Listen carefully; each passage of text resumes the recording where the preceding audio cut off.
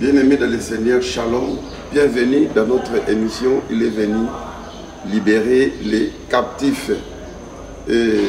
Aujourd'hui, nous allons clôturer notre grand thème que nous avons commencé sur comment être guéri par Jésus.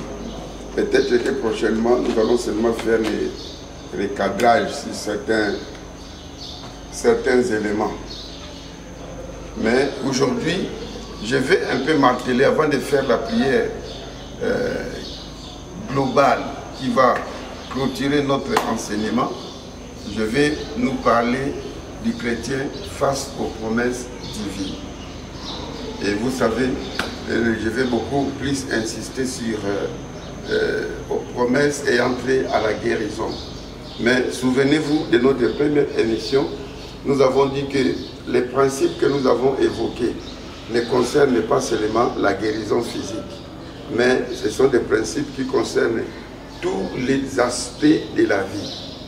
Alors, il n'y a pas que des promesses de guérison, mais il y a des promesses de la prospérité financière, il y a des promesses d'élévation et plusieurs autres promesses dans la Bible.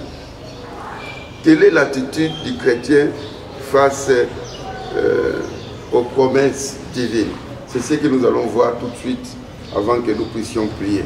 C'est pour cela que je vais lire 3 passages dans l'Ancien Testament. Premier passage, Josué 21, 45. Deuxième passage, Josué 23, 14 et 15. Et troisième passage, 1 Roi, chapitre 8, verset 56. Josué 21, verset 45, la Bible dit « De toutes les bonnes paroles que l'Éternel avait dites à la maison d'Israël, aucune ne resta sans effet, toutes s'accomplirent. » Ça, j'aime. C'est parmi mes passages préférés. Chapitre 23, toujours Josué, versets 14 et 15. La Bible dit « Voici, je m'en vais maintenant par le chemin de toute la terre. Reconnaissez de tout votre cœur et de toute votre âme qu'aucune de toutes les bonnes paroles prononcées sur vous par l'Éternel, votre Dieu, n'est restée sans effet. Toutes se sont accomplies pour vous. Aucune n'est restée sans effet. Et comme toutes les bonnes paroles que l'Éternel, votre Dieu, vous avez dites, se sont accomplies pour vous, de même l'Éternel accomplira sur vous toutes les paroles mauvaises jusqu'à ce qu'il vous ait détruit de dessus ce bon pays que l'Éternel, votre Dieu, vous a donné. » Donc, si vous lisez au verset 16, si vous transgressez l'alliance, alors les mauvaises promesses vont s'accomplir. Mais déjà, par rapport à toutes les bonnes promesses, Dieu avait déjà accompli pour les enfants d'Israël. 1 Roi, chapitre 8, verset 56. Ça, c'est la prière de Salomon pendant la dédicace du temple. 1 Roi, chapitre 8, verset 56, la Bible dit « Béni soit l'Éternel, béni soit l'Éternel qui a donné du repos à son peuple d'Israël, selon toutes ses promesses, de toutes les bonnes paroles qu'il avait prononcées par Moïse, son serviteur, aucune n'est restée sans effet. » Bien-aimés, face aux promesses de Dieu, nous avons 3 choses à faire ou 3 attitudes à prendre. Premièrement, nous devons savoir que ce que Dieu a promis, la connaissance et la promesse. Vous savez, l'ignorance est une mauvaise chose. Quelqu'un peut te promettre que tu viens prendre de l'argent, mais tant que tu n'as pas regardé les messages, quelqu'un m'avait envoyé $400. Et il l'a fait par Western et puis il m'a envoyé les messages. Je n'avais pas prêté attention. Et quand j'effaçais les messages, j'ai effacé tout ça. Et après quelques temps, quelques jours, pendant que je n'avais pas d'argent, il me dit que mais cette fois-ci, tu ne m'as pas accusé réception. Comment est-ce que vous avez retiré l'argent? Je lui ai dit que vous ne m'avez jamais envoyé de l'argent. Il dit non, regardez bien. Et comme j'avais effacé le message, je dis je ne vois rien. Il me dit mais non, frappez un peu sur les soldes. Et quand j'ai joué sur les soldes, j'ai compris qu'il avait déjà envoyé l'argent. J'avais de l'argent, mais je ne savais pas que je l'avais. C'est le cas de beaucoup de chrétiens. Dieu a fait des promesses, mais vous ne pouvez pas en jouir tant que vous êtes ignorant de ces promesses. C'est pour cela, lisons la Bible. Une fois de plus, lisons la Bible. C'est très important. Deuxième attitude ou deuxième chose à faire, nous devons lui demander de faire ce qu'il a promis. Tu as la connaissance? Ok. Maintenant, demande-lui de faire ce qu'il a promis. Parce que c'est lui-même qui a promis. Dans un langage vulgaire, on dit que la promesse, c'est une dette. Donc, dès que tu lis la promesse de Dieu, tu dois dire à Dieu, tu as ma dette. Et réclame. Et la dette est quérable. Vous devez demander auprès de celui qui a fait la promesse. Mais la Bible dit que celui qui a fait la promesse, il est fidèle. Troisième, nous devons agir comme s'il avait fait ce qu'il a promis.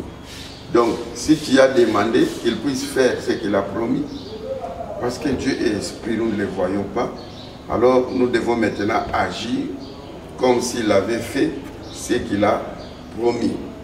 Donc, voici les trois principaux pas à faire pour recevoir quoi que ce soit que Dieu ait promis, ou toutes les bénédictions que Christ nous a acquises. Bien-aimé le Seigneur, la connaissance des promesses vient d'abord par la prière, ensuite l'action avec la louange, avec les déclarations positives, enfin. Alors, bien-aimé, quand vous avez une claire connaissance de ce que Dieu vous a promis et que vous lui demandez de l'accomplir, alors il s'attend à ce que vous commenciez à faire par la foi les choses que vous ne pouvez pas faire auparavant, sans son aide. Vos actions et vos louanges et vos déclarations prouvent la réalité de votre foi. Et Dieu va confirmer sa parole et il va accomplir sa promesse. Donc vous comprenez que nous sommes en train de conclure notre thème, et le septième principe, c'est vraiment le principe qui conclut tout ce que nous avons dit. Donc, bien-aimés dans le Seigneur, vous comprenez que la réalité de votre foi, Dieu vous donnera selon votre foi. Et ce qui prouvera votre foi, c'est que vous croyez, vous agissiez, vous confessiez, alors ça va prouver que vous avez vraiment de la foi. Sinon, comme nous avons dit autrefois, votre foi est vaine. Faites agir votre foi. Agissez selon la parole de Dieu, selon sa parole, selon sa promesse. Nous avons dit que sa parole, c'est ce qui constitue sa promesse. Commencez à faire les choses que vous ne pouvez pas faire avant de lui avoir demandé de vous guérir. Ce n'est qu'alors il confirmera ce qu'il a promis. Mais toi, commence déjà à poser des actes. Dominez vos craintes et dominez vos doutes. Certainement, ça, vous aurez un peu la crainte, vous avez des doutes, mais il faut les dominer. Prouvez votre foi par des actes. Réclamez votre libération de la prison de la maladie de Satan. Réclamez cela et déclarez que vous êtes maintenant libre. Vous sortez des prisons de la maladie de Satan. Bien-aimés, la Bible et ses promesses sont là, la garantie de Dieu pour votre délivrance et du péché et de la maladie. La Bible nous garantit ainsi que les promesses de Dieu. Alors, sortez de cette prison d'esclavage en proclamant les promesses de Dieu comme fondement de votre libération. Sortez de l'esclavage de la maladie. Il y a même des gens qui ont leur maladie. Ah, mon estomac, moi vraiment, mon angine. Est-ce que toi tu as acheté la maladie? Tu as inventé la maladie? Ce n'est pas ta maladie. C'est le diable qui t'a infligé cette maladie. Refusez cela. Refusez cela au nom de Jésus. Bien-aimés, il y a longtemps que vous reconnaissez la parole de Dieu comme véritable, mais vous ne l'avez jamais mis en pratique. C'est ça le problème. Vous ne l'avez jamais mis en action ou en pratique. Vous avez tenu votre foi prisonnière parce que vous ne voulez pas agir selon votre foi. Vous avez laissé votre foi en sommeil parce que vous refusez d'agir selon la parole de Dieu. Bien-aimés, souvenez-vous de Luc chapitre 5, versets 4 à 5. De la nuit où les disciples avaient travaillé avec leur filet, essayant d'attraper quelques poissons de façon d'assurer leur modeste subsistance. Mais ils n'en ont rien pris toute la nuit. Les spécialistes en pêche. Mais Jésus qui n'a jamais fait la pêche, il vint et il dit, avancez en pleine eau et jetez le filet pour pêcher. Et Simon répondit, maître, nous avons travaillé toute la nuit sans rien prendre. Néanmoins, sur ta parole, je jetterai le filet. Donc Pierre n'a pas commencé à discuter les paroles déraisonnables de son maître. Parce que ça apparaissait comme déraisonnable, parce que c'était le matin. Normalement, la pêche se fait la nuit. Et celui qui lui demande de faire cela ne connaît pas la théorie de la pêche. La pêche se fait la nuit. Mais lui, il dit ça le jour. Normalement, ça apparaissait déraisonnable. Mais il y avait un réma. Il y avait un réma, un ainsi dit l'Éternel. Et Pierre a saisi cette occasion. Il n'a pas discuté. On ne discute pas avec la parole de Dieu. Il a tenté tout simplement de faire ce que le maître lui a demandé de faire. Et cet espoir-là, cet essai-là, je vous dis que c'était sans espoir. Il l'a fait seulement par obéissance. Mais quand il a jeté le filet, et curieusement, un miracle s'est produit. Il y a eu beaucoup de poissons jusqu'à telle enseigne qu'ils avaient du mal à sortir ces poissons. Et la barque allait même faire naufrage. Donc, même eux étaient étonnés. C'est pour cela, j'aime dire, comme ce que mon pasteur disait toujours, que quand Dieu parle, l'homme écoute. Et si l'homme obéit, les miracles se poursuivent. Notre problème, c'est l'obéissance à la promesse de Dieu. L'obéissance à la parole. Est-ce que nous obéissons ou nous faisons d'abord des analyses? Alors, quelquefois, obéissons aveuglément à la parole de Dieu. Si tu ne comprends rien, obéis seulement par la foi. Jette-toi la parole de Dieu et tu verras les miracles. Ce qui bloque beaucoup de miracles, c'est le manque d'obéissance à la parole de Dieu. Voilà des années qui vont être des années que vous êtes malade. Peut-être beaucoup de prières ont été faites pour vous. Plusieurs médecins ont secoué leur tête devant vous et ils ont désespéré. Ils ont secoué la tête. Ils vous ont dit peut-être que seule une puissance suprême pouvait vous aider. Et vous avez essayé maintes et maintes fois d'obtenir votre guérison, mais en vain, semble-t-il. Mais, mes amis, la parole continue à déclarer par ses maîtresses, nous sommes guéris. Ésaïe 53, verset 8. Ça continue à déclarer que nous sommes guéris par ses maîtresses. Même si tu es passé entre les mains de plusieurs médecins, mais crois-moi que la parole reste la parole. Et si tu crois, tu verras la gloire de Dieu. C'est pour cela que je vais te dire, reprenez courage. Cette fois, dites, néanmoins, sur ta parole, je serai guéri. Sur ta parole, je serai complètement guéri. Bien-aimé, la parole ne peut pas vous tromper. Croyez, croyez-le de tout votre cœur. Et sur sa parole, faites agir votre foi. Toi qui me suis, qui es malade, est-ce que tu ne peux pas faire cette déclaration avec moi? Dites, quelles que soient les personnes qui m'ont touché, quelles que soient les déclarations des médecins,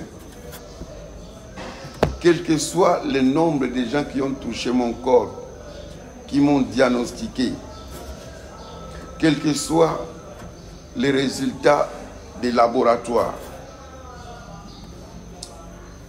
néanmoins, sur la parole de Dieu, je serai guéri. Sur la parole de Dieu, je serai complètement guéri. Je sais que Dieu s'occupe de ma parole. Et sa parole ne trompe jamais. Je le crois de tout mon cœur. Bien-aimé, au père de l'enfant lunatique, dans Marc chapitre 9, au verset 23, Jésus lui dit que si tu crois, toutes choses sont possibles à celui qui croit.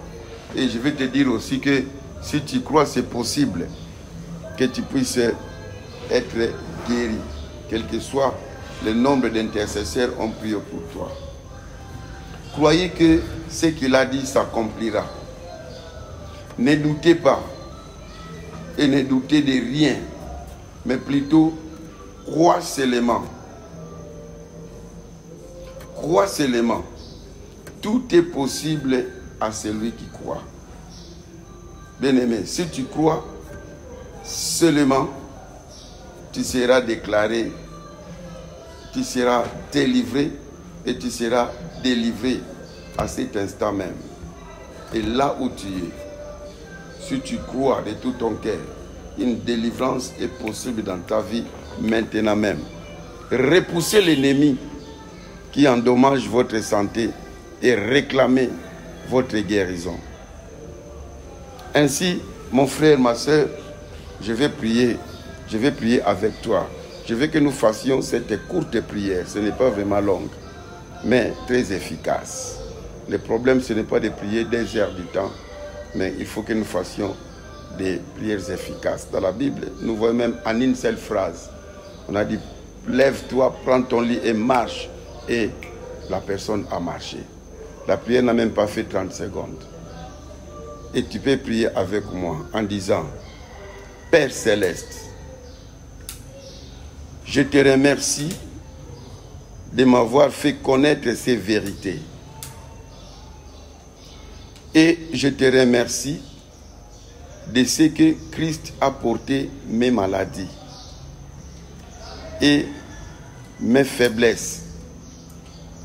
Je te remercie de ce que je n'ai plus besoin de les porter, puisque Christ les a portés à ma place. Je suis heureux de connaître la vérité. C'est Satan le responsable de ma maladie. Et ce n'est pas toi qui me l'a donné. Toi, tu me veux en bonne santé et en face et en force, de façon que je puisse te glorifier et te servir. Je te remercie de me savoir que j'ai légalement droit et autorité sur les démons. Maintenant, Père, je viens à toi selon ta parole, m'attendant à ce que tu m'accomplisses la promesse que tu m'as faite, à savoir, je suis l'Éternel qui te guérit. Je te demande de le faire maintenant, au nom de Jésus et selon ta parole. Je chasse l'ennemi qui est cause de ma souffrance. Au nom de Jésus-Christ de Nazareth, je commande à la vie de ma maladie de partir et que tous les symptômes soient détruits par la puissance de mon Seigneur. Père, je te remercie de m'avoir écouté et d'avoir écouté ma prière et de m'avoir accordé l'exaucement maintenant. Je proclame ma guérison maintenant, selon ta promesse. Je te remercie de ce que la racine de ma maladie est détruite et que selon la promesse de Jésus, je serai guéri. J'ai prié au nom de Jésus et je sais que ma demande est entendue et exaucée. Par le nom précieux et glorieux de Jésus, j'ai ainsi prié et je dis Amen. Maintenant, bien-aimés, que vous avez prié et chassé votre maladie au nom de Jésus, soyez certains que Dieu a entendu et répondu à votre demande. Alors, tenez ferme la confession de votre foi, sans chanceler, car celui qui a fait la promesse, il est fidèle. Que le diable n'entende rien d'autre de vos lèvres que la confession de la parole de Dieu.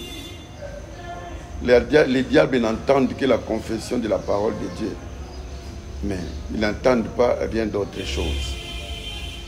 Si Satan veut vous faire croire que Dieu n'a pas entendu votre prière et que Dieu n'a pas exaucé votre prière, résistez-lui fermement dans la foi et il fuira loin de vous, car c'est un menteur. Il vient semer des confusions dans nos têtes.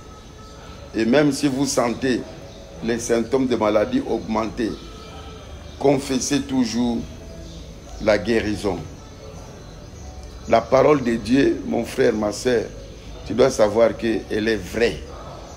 Et Dieu veille sur sa parole pour l'accomplir en votre faveur. Commencez à faire ce que vous ne pouvez pas faire auparavant. Fais-le. Marque les premiers pas. Bouge la main. Commence à sauter. Et si tu as les moyens, va même refaire l'examen. Tu verras les miracles. Faites-le au nom de Jésus-Christ, proclamant la guérison qu'il vous a acquise et que vous lui avez demandé. Ce que Dieu a fait pour les autres, il est prêt aussi à le faire pour vous maintenant. Et il le fait. Croyez à la déclaration que j'ai faite. Les déclarations des hommes de Dieu vous fera beaucoup de bien. Dans le nom de Jésus-Christ, nous avons ainsi prié. Et nous disons Amen. Voilà, bien-aimés, aujourd'hui nous nous limitons là. C'est votre serviteur, le pasteur Simon Tsakalangoma. En principe, nous avons fini les sujets.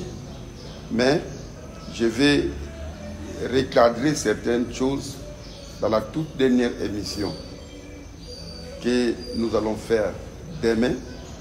Et là, je vais évoquer 3 choses. Je vais parler sur ce qu'il faut savoir pour ce qui concerne la guérison par Jésus-Christ. C'était la première chose. Deuxième, je vais parler sur les obstacles à la guérison. Je vais citer 11 éléments qui constituent l'obstacle à la guérison. Et le dernier, c'est que vous pouvez faire lorsque vous priez et demandez à Dieu de vous guérir.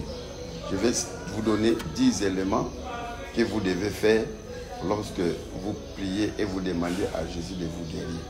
Voilà ce que nous allons évoquer demain, ces 3 éléments très importants. C'est pour cela, abonnez-vous déjà pour ne pas rater les émissions précédentes et ce que nous ferons demain. Likez la page si vous avez aimé et ne manquez pas de partager à vos semblables pour qu'ils puissent en profiter comme vous. Mettez ça dans vos groupes, mettez ça, envoyez ça dans le plus nombre de personnes que possible, surtout aux malades, parce qu'ils sont les premiers concernés. Et le Seigneur vous bénira.